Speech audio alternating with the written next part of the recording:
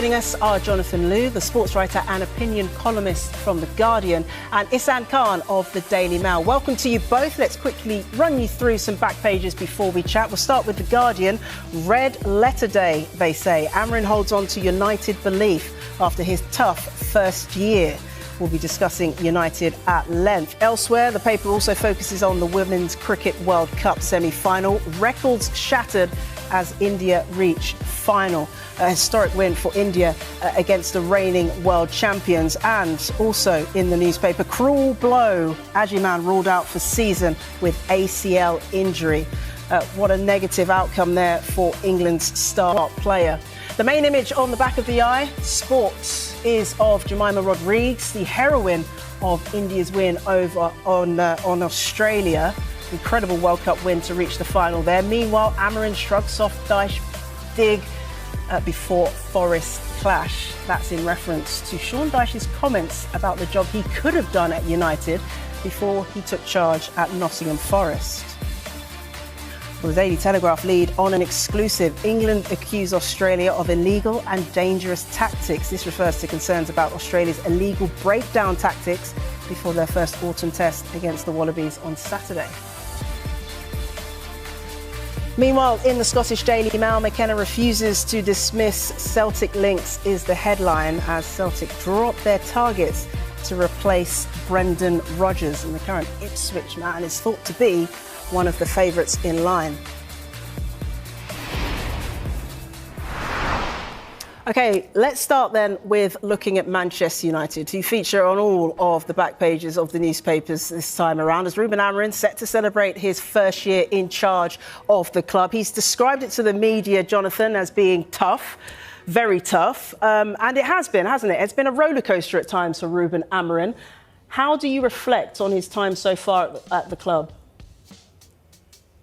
Well, it's clearly been the first year of what was intended to be and now looks like being a much longer process. I think one of the reasons that United signed him last year in the first place is that they wanted to almost break out of this kind of boom and bust cycle where you assemble an incredibly expensive team and then essentially junk it after a couple of seasons, which is what happened with Ten Hag, it's what happened with Solskjaer, and it's what happened with Rangnick, where they went through that weird period. And the idea was basically to build something.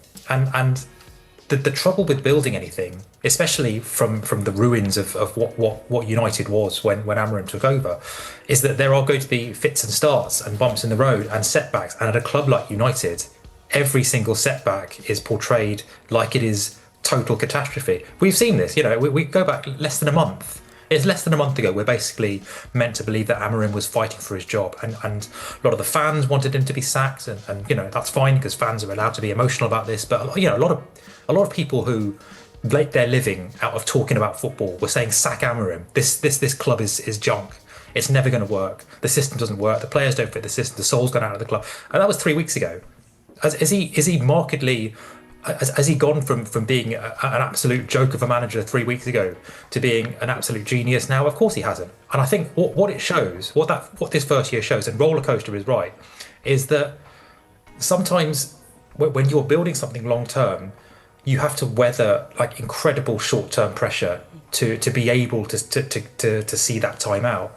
And I think it's a measure of the kind of ferocity of the judgement that he's been subjected to in that first year, that he seems to be, right now, he seems to be coming out of it and seems to be doing okay. Yeah, he seems like he's ridden the short-term storm, as it were, right now. Who knows what might happen in the run-up to Christmas. But Ihsan, in his comments, he also said, Ruben Amorim, that managing Manchester United is one of the biggest honours of my life. I want to continue here for many years to come. So what do you feel like the next 12 months will look like at Manchester United? Is it possible to predict it?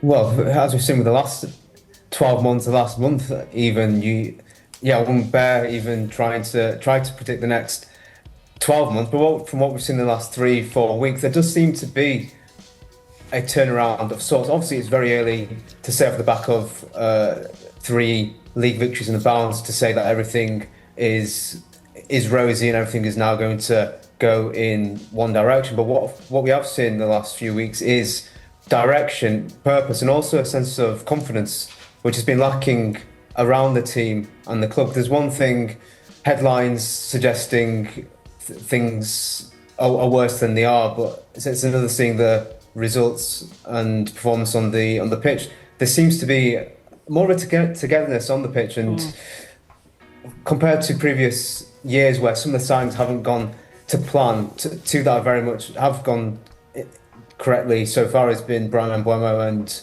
Mateus Cunha. They've added an absolute injection of pace, energy and life in that front line, and that's the product of signing players with Premier League experience. Too often we've seen with other players across the league for other teams where you bring in a player from a different league and it takes that time to bed in, and some players just can't bed into the Premier League. So that was smart recruitment, and Man United deserve credit there, because it's not always gone right in the recruitment area. So that is a positive in that realm. And obviously going forward, there's obviously a lot of talk about this 3-4-3 formation and the issues around that noise is starting to quieten now because of the results. As I say, it's still early days. There is time left to see how things turn out, but the advantage Manchester United have here, of course, is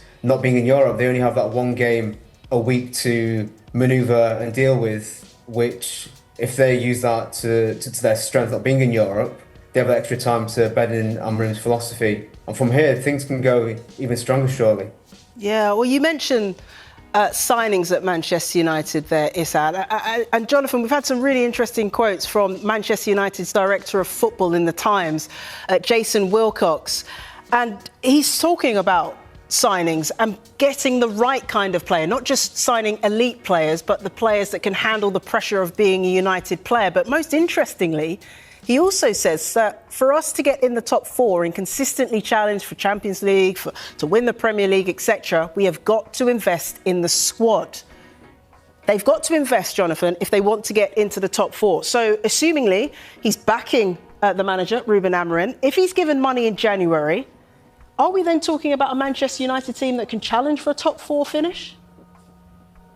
Well, I think if you look at the table and you look at the way that a lot of the teams that you would be expecting to be challenging for the title, perhaps, or certainly for the top four, have been faltering a little bit.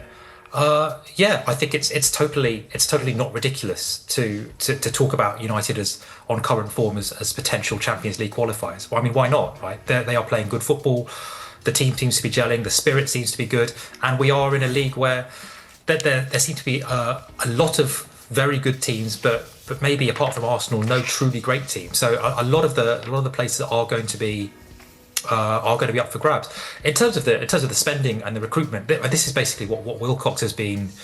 He is part of this revolution that Radcliffe has tried to bring in, where you are essentially building up a new transfer philosophy from the ground up.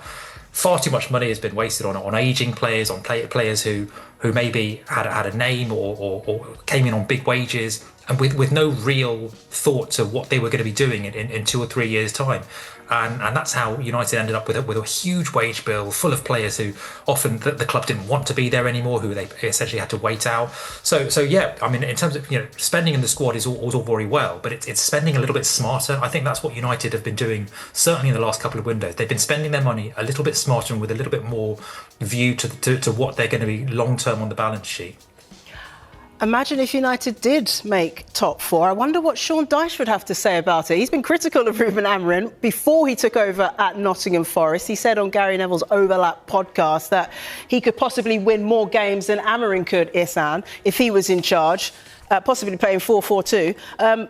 What do you make of these comments? You can see it on the back of the Sun there. Troll of the Dyche. Ruben hits back at Sean's I could do better boast. What do you make of all this, Issam? Well, yeah, I'd like to see Sean Dyche try and get the opportunity to do that. I beg to differ with him on that, but I think Ruben was correct in what he said about that obviously that was influenced by Dyche being in a pundit role and needing to put out them kind of eye-catching comments, which obviously gain traction. But one thing we've learned from Ruben since he has taken charge of Manchester United is, to his credit, even when the storm has got bad and he's weathered a lot of it, to his credit, he's been able to manoeuvre and roll the punches in a graceful way. He tries to, at least from the public perception, not come across deterred by criticism and comments. So it's no surprise here the way he's flat batted what Deitch has said here and not bitten at it or taken umbrage to these comments, which are laughable, really. Yeah, Jonathan, Ruben Amorim can sometimes be criticised for how he handles the media and how honest he is, perhaps to his detriment. But it's a straight bat here from the Manchester United head coach. What do you make of his response? Yeah, I loved that he could have just said, look, what happens on, these words, it doesn't concern me, he could literally have just said, there's a lot of outside noise and whatever. But he almost kind of went out of his way to defend Deitch almost. He said, I think he said, if you're a pundit and you don't say strong things, then I don't want to watch you. Which it's totally true, by the way. It's why nobody wanted to watch Jermaine Jenas, right? And the fact that the pundit and the coach have, is that okay to say? Yeah. The pundit and the coach have basically totally different roles. And Deitch in his role analysing the game. And he's right, by the way. Manchester United would have won more games playing 4-4-2 in the short term, and the jobs that Deitch has been asked to do in his career are essentially short-term assignments where you're not really trying to look any further than the weekend and getting those 3 points. Amorim, by definition, is doing something totally different. So it's not just about winning. It's not just about winning at the weekend. It's building up a culture and a style of play and a philosophy that is just going to sustain you over 3, 4, 5 seasons. So I think they both have made a pretty decent point there. And the fact, the irony is that if you look at certainly last season's Amorim, United often did play when they're out of possession, without the ball, something a little bit like a 4-4-2. So maybe there was a little bit more truth in all of that than we all imagined. Yeah, maybe. So Forest will go up against Manchester United, with United looking for a 4th straight league win. OK, we're going to take a quick break now. When we come back, we'll look at more of the sports stories in the morning's newspapers, including this in the Telegraph. After spending almost £500 million, are Liverpool really lacking in depth?